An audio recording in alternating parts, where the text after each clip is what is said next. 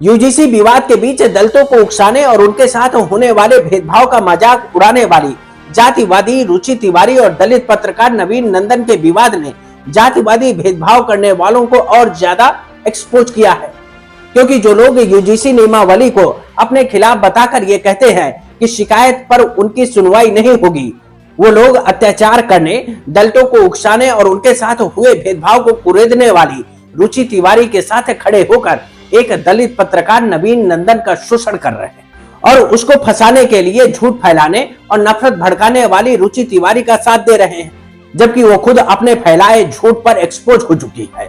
फिर भी मानवाधिकार आयोग ने रुचि तिवारी के पक्ष में संज्ञान लेकर जवाब मांगा है। सवाल है कि मानवाधिकार आयोग को सबकी चिंता है या फिर जातिवादी लोगों को संरक्षण देने की चिंता है।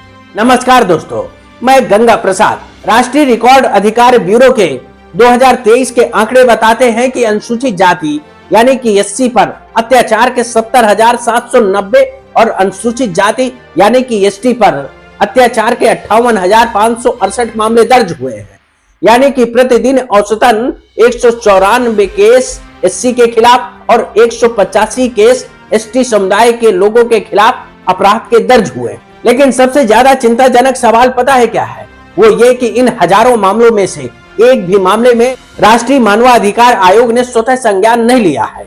सवाल है कि दलितों और आदिवासियों के खिलाफ अत्याचार नहीं है?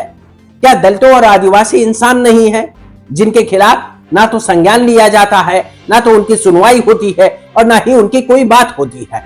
क्या दलितों और आदिवासियों पर होने वाले रोजमर्रा के अत्याचार आयोग की नजर में आपात मानवाधिकार उल्लंघन नहीं है?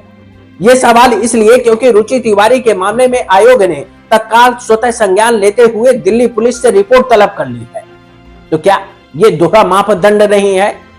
एक तरफ दलितों के खिलाफ हर दिन 185 से 190 95 केस हो रहे हैं, लेकिन उन पर कोई संज्ञान नहीं लिया जा रहा है, उनकी बात तक नहीं होती है और शायद मानवाधिकार को पता ही नहीं होगा कि इतने केस भी उनके खिलाफ हो रहे हैं। क्या सिर्फ मानवाधिकार की संवेदनशीलता अब जाति देखकर तय होगी?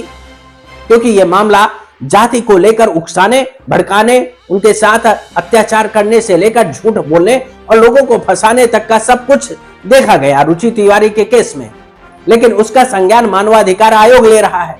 जब देश में रोज सैकड़ों एससी एसटी लोगों के साथ हिंसा, उत्पीड़न, बलात्कार, सामाजिक बहिष्कार और दमन जैसे केस हो रहे हैं, तब संस्थाओं की चुप्पी और चुनिंदा मामलों में संज्ञान लेकर मुर्दा पड़े मानवाधिकार आयोग में आत्मा कैसे जाग जाती है? नमस्कार दोस्तों।